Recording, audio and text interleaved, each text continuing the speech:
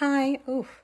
It is humid out. We've got sort of the side swipe of Henri where I am, and it is humid, and this is what's going on with my hair. That's great. Love it. Love it.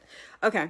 So, um, whew, as you may or may not know, I am at my parents' house, and I have been for ever. No, for I honestly don't know, like 2 weeks maybe. Today's Sunday. Maybe a week and a half. I don't remember. And that's because my mother had a stroke. Grateful that it was a very minor stroke. So, sorry guys. I'm obsessed right now with my hair. I'm grateful because it was a very minor stroke and she just has a few impairments and I'm helping her kind of get through the first few weeks after it. Helping with coordinating the nurses and seeing, just keeping an eye on her and helping her with household stuff. God. All right. I should have checked that out before I hit go live.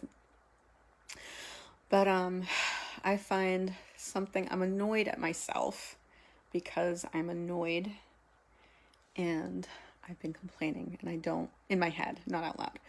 And it's not helping anything. I don't like that. All right, so I'm going to admit something that I don't really like about myself, but I don't want to say it too loud because my mother's in the other room. Sometimes I'm just irritated at everything that she says. Not that anything she says is irritating. Not in the least. I'm just feeling irritated, and I don't like that because it is not at all her. It's completely me, and there's no reason for it. But I'm realizing it doesn't really matter if I like it or not, and it doesn't have to. It's not something that I have to make go away or avoid. It's actually remember your training, young Padawan. It's actually something I just have to relax and let myself feel and not judge and just let it go through my body and it'll be gone, rather than trying to judge myself for it and push it away or make it go away or whatever. It's an emotion that I feel reflects badly on me, so I don't like it. It's also uncomfortable. But it makes me feel bad about myself that I'm feeling it. But it's just an emotion. And again, as I was talking about yesterday, emotions are not us, right? They're just what we're feeling.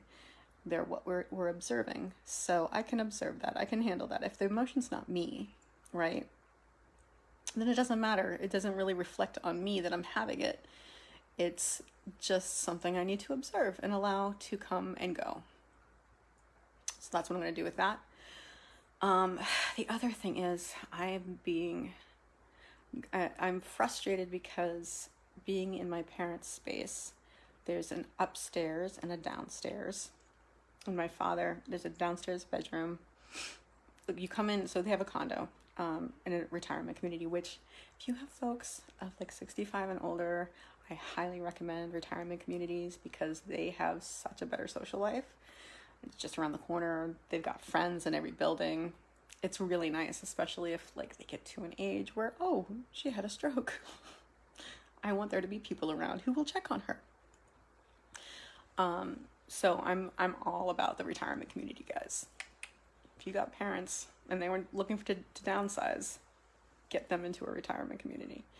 Because there are people, there are people 65 and there are people 95. So it's not like it's an old people's thing. It's just a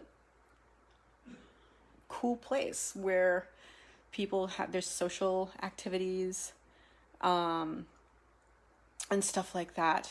But what I am finding is that in my parents' space, I'm, for instance, I have a cot at the end of at the foot of my mother's bed, and that's where I'm sleeping. It's where I've been sleeping. And as an adult, it's kind of irritating. Not irritating. It doesn't feel good. I've gotta do some journaling and figure out exactly what the feeling is there, that I'm having. But it's frustration. I guess it's a little bit of shame in a way. It feels like I'm back at my parents, even though I'm not here because I have to be. I'm here to help my mom. But and it's also uncomfortable. You don't want to be sleeping in your mother's bedroom, like at the foot of her bed. I know, Christopher, that's exactly right. Parents do get old, and it's upsetting. You know what I mean? And that adds to it too. It's like, I don't want to, it's not, I don't want to, it's hard to see your parents. I hope she can't hear me. It's hard to see your parents get old and have these sorts of issues. And see their emotions attached to it. It is tough, Christopher. Thank you. It is. So I'm in their space, and as you walk into their condo, it's an open floor plan, right? So there's like the kitchen, and there's the living room and the dining room, and then off to the side is the bedroom, right? And it's my mother's bedroom. My father does not. They don't stay in the same room. There's a downstairs, which is sort of the basement, but you can walk out onto a patio. And he has his space down there. And then that's it for space. So I don't have a space to set up my work. And of course I'm also, I'm here to help my mother. So I'm also jumping up to do this or jumping up to do that. And I'm just not able to get into a groove, really. And that's frustrating because I really want to get things, like get on the steamroller and just like build up momentum, and it's really hard to build up momentum here. So I've been complaining a lot in my head, is my point. But that is not helping the situation at all. It is just making me more frustrated. So, like I was talking about yesterday, the voices in your head, right? I am working on Christopher. Actually, I'm really lucky thank you for the suggestion. I'm really lucky, but my mom's stroke was minor, and she is already regaining a lot of her strength. It's just a little bit of loss of strength on her right side, and her speech is a little impaired.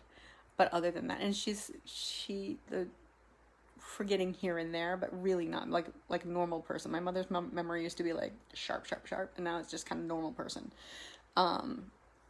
My only concern is she might fall. So we're getting her an Apple Watch. She refuses to go with Lifeline. Thanks, Christopher. Yeah, I'm working on. I think she's gonna get to a point where she's able to get around. So the complaining that I've been doing in my head is just making me feel worse because I feel guilty, and it's just reinforcing the complaints, right? So taking what I was talking about yesterday, being aware of the voices in your head or my head, listening to them, just be like, oh, hi voices, you can be there, go right ahead, you can complain all you want, but I'm going to go over here and pay attention to something else, focus my attention on something else, and just allow whatever feelings that those complaints are bringing up just to flow through, relax my body and let it flow through. That's what I'm working on. So I encourage anybody else who feels complainy in their head to experiment with noticing when they're complaining in their head, taking a deep breath, relaxing your body, unclenching anything that's clenched, and putting your focus on something else. That's how I'm dealing with it, and maybe it'll be useful to any of you out there. So I can be grateful. Let's remember, I can be grateful for the complaining parts because it is making me more aware, because we want to work on mindfulness here, right?